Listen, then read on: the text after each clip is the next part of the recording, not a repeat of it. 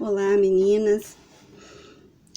Mais uma vez a gente vai se encontrar aqui, né, virtualmente. Espero que vocês estejam bem, não estranhem aqui o lugar, mas eu tô no meu ateliê, tô com um monte de tecidinhos aqui, ó, pra fazer máscaras. Como se tivesse tempo, né? Mas eu vou arranjar um tempo para fazer. Quem quiser, eu não vou garantir, mas eu vou tentar fazer algumas né, pra gente também se ocupar durante esse tempo de estar em reclusão, de estar em isolamento social. Tudo isso tem sido uma mudança de rotina, né? De uma mudança né, de afazeres e tudo. Isso nos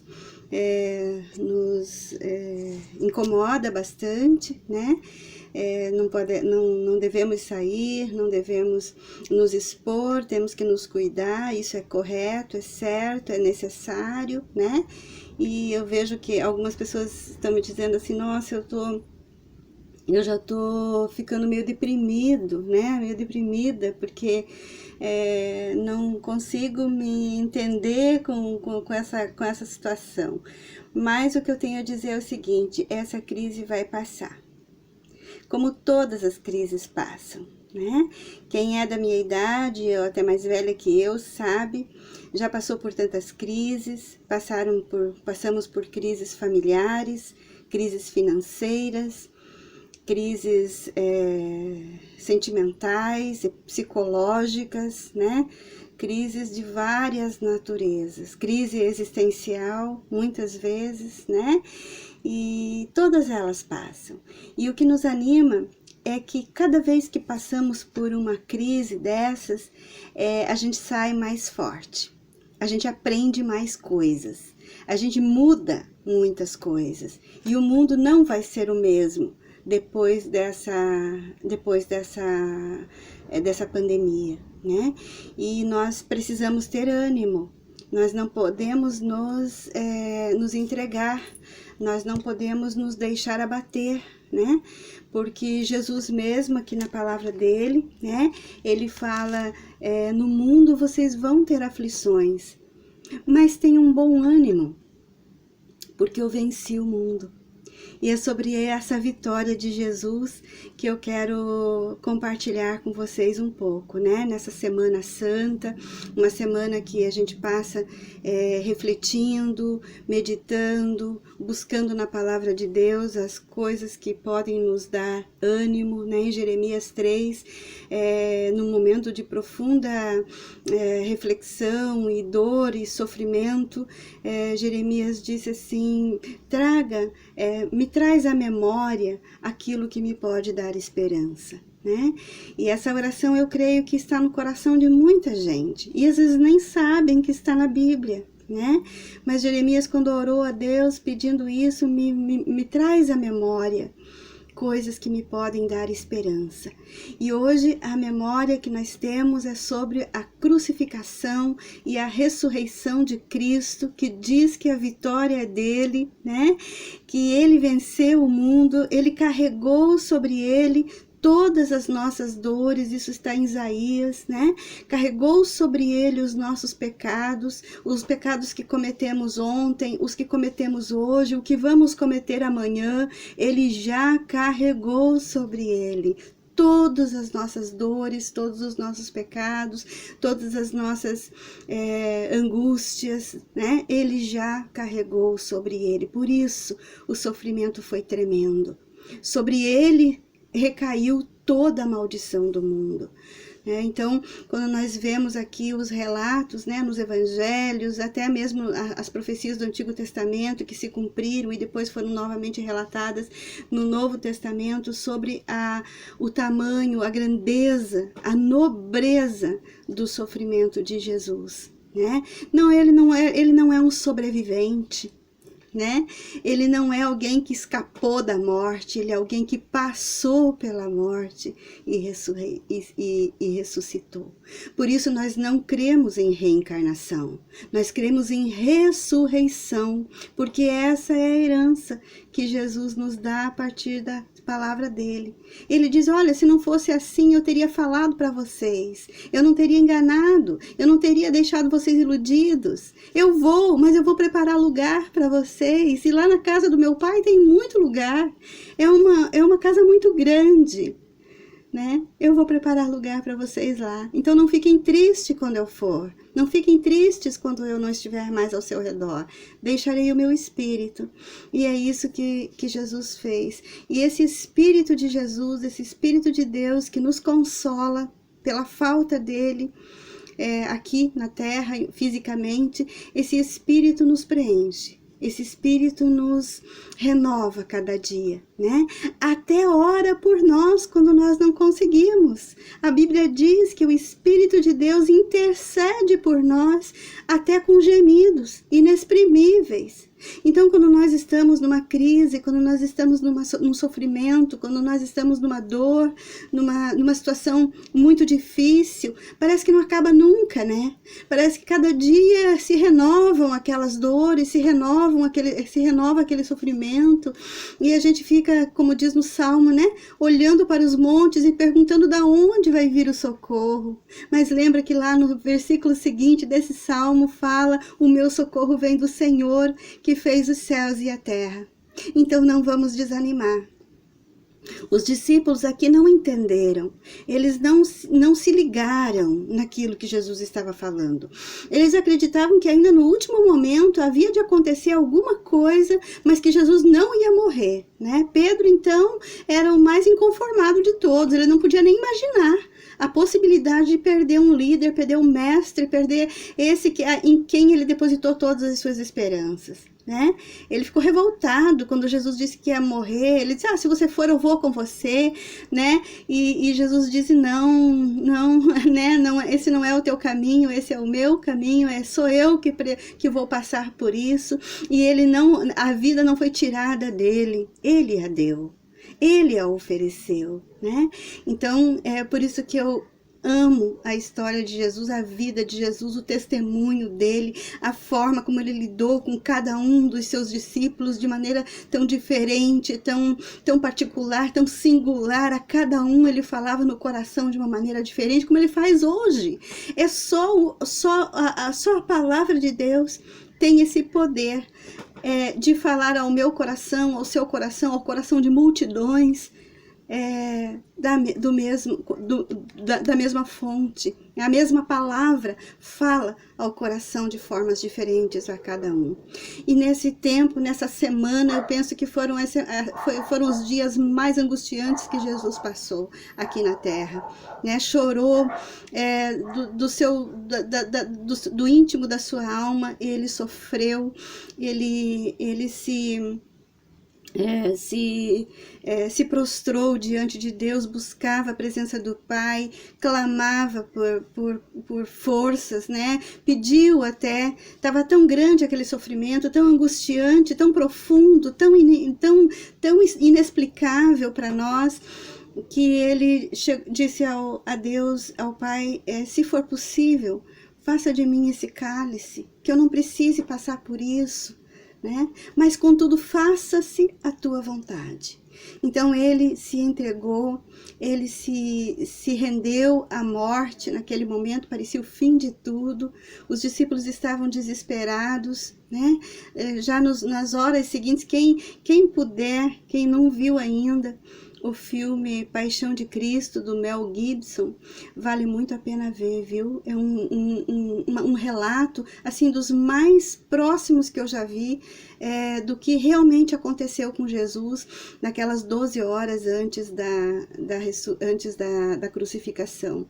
Então, esteja consciente da grandeza daqueles dias, daquelas horas, né? Então Jesus tinha sido preso lá mesmo no Monte das Oliveiras, como eu abordei no outro vídeo, né? Ali foi o sofrimento dele, o choro dele, o clamor dele ao Pai, né? E ficou só, os discípulos dormiram, porque não estavam mesmo entendendo aquilo tudo, né? E ali ali mesmo Jesus naquela noite foi preso, foi levado para as autoridades, foi arrastado pelas ruas, foi cuspido, xingado, insultado por toda aquela via de Jerusalém. Se vocês um dia forem conhecer, aquilo causa arrepios na gente, aquele lugar, aqueles caminhos ali até que chegasse no Gólgota, porque as crucificações não podiam acontecer dentro da cidade, né? Era fora da cidade. A gente ainda não sabe exatamente qual é o lugar exato. Muitos pesquisadores, antropólogos, arqueólogos, né, buscam determinar esse lugar, mas ainda não, a gente sabe que é por ali, né, num daqueles montes ali, mas a gente ainda não tem a localização exata de onde foi, mas o que a gente sabe é que foi ali que aconteceu tudo, né? E então eu quero chegar num ponto em que Jesus estava sendo visto como a pior de todas as criaturas, onde ele estava carregando sobre ele todos os nossos sofrimentos, as nossas dores, as nossas enfermidades, as nossas angústias, as nossas tristezas, as nossas lágrimas, tudo aquilo que nós passamos de sofrimento estava sobre ele naquelas horas, né? Então, ele foi levado para ser crucificado, e eu queria continuar nesse texto de Lucas, onde a gente começou na semana passada, né? Até chegar ao ponto da crucificação, e por onde ele passou, as pessoas gritavam com ele, xingavam, os mesmos que no domingo de Ramos o receberam em Jerusalém com hosanas, né? Os mesmos que lá estavam para declarar o rei de Israel naquele momento, eram aqueles que estavam lá xingando, insultando, cuspindo, né? Enquanto ele passava carregando aquela cruz enorme, super pesada, e já tendo sofrido todas as torturas que passou lá nas mãos dos romanos, né? Gente, eu já estudei muito sobre isso, e eu sei que em termos de tortura, ninguém fez com mais crueldade do que os romanos. Se havia alguém, se havia um povo, uma cultura que sabia torturar alguém, eram os romanos, né? Então, ele foi torturado da pior forma possível. Aqueles soldados lançaram sobre ele um açoite que é horrível. Lá em Jerusalém tem um museu dos romanos, né, do tempo dos romanos, em que tem os instrumentos de tortura daquela época. Não todos são daquela época, mas eles são réplicas, né, dos instrumentos de tortura que foram usados contra Jesus. E esse açoite é uma coisa horrível. Ele tem nove cordas, e na ponta de cada corda, de diferentes tamanhos, tem uma bola de ferro com espinhos, e a hora que aquilo é lançado sobre as costas, o corpo, quando é retirado, sai pedaços de carne. Então Jesus levou 39 açoites daqueles. 39. É por isso que em Isaías diz que ele foi moído. Moído. Já viu carne moída? Cru? Era assim o corpo de Jesus. 39, porque na lei mosaica dizia que nenhum homem podia ultrapassar 40 açoites daquele.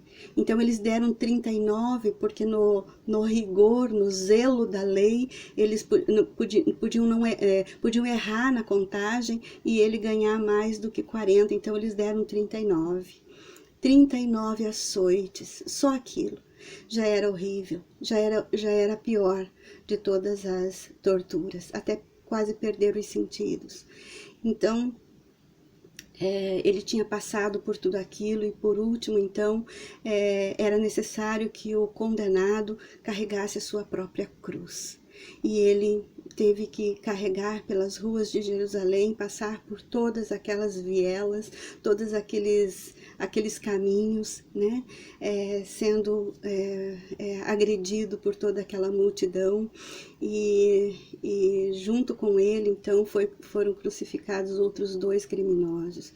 E é nisso que eu queria chegar. Um dos criminosos, está escrito isso em Lucas 23, no versículo 39 em diante, ele diz assim: ali estavam os 2 criminosos, Jesus estava crucificado no centro, ao seu lado direito e ao seu lado esquerdo, então tinha 2, cada lado um criminoso crucificado junto com ele. Jesus não foi o primeiro a ser crucificado nessa cultura. A crucificação era a pior de todas as condenações, era a pior de todas as mortes. Tanto que naquela época usar um crucifixo como nós usamos, como um adereço no corpo, era uma vergonha. Ninguém se atreveria a fazer isso, né? Nós só usamos depois, porque Jesus ressuscitou da crucificação, da morte na cruz. Então, por isso nós usamos com orgulho santo, né, de que Jesus venceu tudo isso. Ele é um grande vitorioso e a vitória dele é a nossa herança. Então lá no versículo 39 diz assim, um dos criminosos que ali estavam dependurados lançava-lhe insultos, como todos os outros, né? Como todos os demais na rua. Você não é Cristo? Salve-se a si mesmo. Você não é Cristo? Você não é o Filho de Deus? Então por que não se salva? Desce aí dessa cruz. Para você deve ser fácil, porque tem dito sempre que é Filho de Deus, então por que não desce dessa cruz e não se livra disso tudo? Né? Ali acho que foi o último bastião do diabo, porque era o que ele queria. Ele lutou, desde que Jesus estava na terra, ele lutou para tirar a vida de Jesus, de tal forma que ele não fosse para a cruz. Ele podia até morrer antes, mas ele não para o inimigo, para o diabo, era a pior das derrotas, né? Então, eu creio que esse homem foi usado pelo inimigo, por Satanás, para ainda provocar Jesus e dizer, desce daí. Se não é filho de Deus, então por que não desce daí? Né? Mas Jesus permaneceu, perseverou em toda aquela dor, todo aquele sofrimento, ele não deixou de cumprir com a sua missão. Então ele diz isso, né? Mas o outro criminoso o repreendeu, dizendo, você não teme a Deus, nem estando sob a mesma sentença? Nós estamos sendo punidos com justiça, porque estamos recebendo o que os nossos atos merecem. Mas este homem não cometeu mal nenhum, não cometeu nenhum mal. Então ele disse, Jesus, lembra-te de mim quando entrares no teu reino. E Jesus respondeu, eu lhe garanto, hoje você estará comigo no paraíso. Eu te garanto hoje que você estará comigo no paraíso. Isso é a coisa mais incrível. Esse crucificado na literatura teológica católica tem um nome. O nome dele é Dimas. E esse criminoso, ele teve a visão do reino de Deus que nenhum outro teve. Nem os discípulos mais próximos de Jesus tiveram essa percepção do reino de Jesus. Olha, é muito fácil alguém naquela época, né, nas épocas depois também, antes e depois, alguém dizer assim, louvar, né, por exemplo, Júlio César, um imperador romano poderoso, entrando em Roma e ser louvado, né? E dizer, eu quero ser do teu reino, eu tenho orgulho de ser do teu reino. Ave César, era o que os plebeus, os súditos dele diziam, né? É muito fácil, entrando numa cidade com um exército poderoso, um cavalo maravilhoso, tudo, eu quero ser do reino dele. Né? É muito fácil Napoleão Bonaparte na França ter os seus seguidores, eu quero ser do reino dele, ele é um poderoso, é um vitorioso, eu quero fazer parte desse reino. É muito fácil, né? É muito fácil para os poderosos de todas as épocas ter gente que queira dizer: eu quero ser do teu reino, eu quero fazer parte do teu reino. Agora me diga, foi fácil? Não digo fácil, mas será que é compreensível que alguém sob a mesma pena reconhecer o reino de quem está morrendo do seu lado, sob a mesma sentença? E dizer: eu quero fazer parte do teu reino. Ele entendeu o significado do reino de Jesus. Então, é isso que eu queria dizer. Entenda que a morte de Jesus não foi um evento histórico. Jesus não foi um sobrevivente. Ele não foi não foi um fato que simplesmente aconteceu e hoje faz parte da literatura ou faz parte da Bíblia, mas não faz parte da minha vida. Você precisa reconhecer e receber esse Jesus e dizer: Jesus, eu quero fazer parte do teu reino. E nós talvez ouçamos a resposta que Jesus deu a esse criminoso. Eu te digo hoje, você ainda fará parte do meu reino. Você ainda estará comigo no paraíso. Ele está prometendo para esse criminoso a vida eterna nos últimos instantes da sua vida. Nas últimas horas que ele tinha de vida, ele ainda teve o privilégio de receber de Jesus esse convite, essa afirmativa, esse imperativo: você estará comigo no paraíso. Será que todos nós temos essa certeza? Será que todos nós atendemos a esse convite de Jesus? Todos nós dissemos: Jesus, eu quero fazer parte do teu reino, me recebe, escreve meu nome aí no teu livro da vida. Eu quero fazer parte desse reino para toda a eternidade. Eu não estou falando de religiosidade, eu não estou falando de rituais religiosos, eu não estou falando disso. Isso não vai salvar ninguém. Nenhuma igreja vai salvar ninguém, nenhuma ritualidade, nenhuma tradição vai salvar alguém. O que vai realmente dar salvação é esse ato, é essa atitude de dizer: me inscreve, me recebe no teu reino, me deixa participar do teu reino, escreve o meu nome no teu livro da vida, inscreve-me lá. E eu sei que no meu último dia, eu saberei que nada pode me separar desse reino. Porque o amor de Jesus é tão eterno, é tão grandioso, é tão abrangente, é tão profundo, como diz em Coríntios, né? Nada pode nos separar do amor de Deus. Nem essa crise, nem a morte, nem a vida, nem a altura, nem profundidade, nem coisas do presente, nem do futuro. É isso que está escrito lá. Nada pode me separar do amor de Deus, nem espíritos, nem potestades. Nada pode me separar do amor de Deus. Que seja assim para você, que seja assim para a igreja, que seja assim para nós, as mulheres da Oase, que possamos ser vizinhas no céu. Né?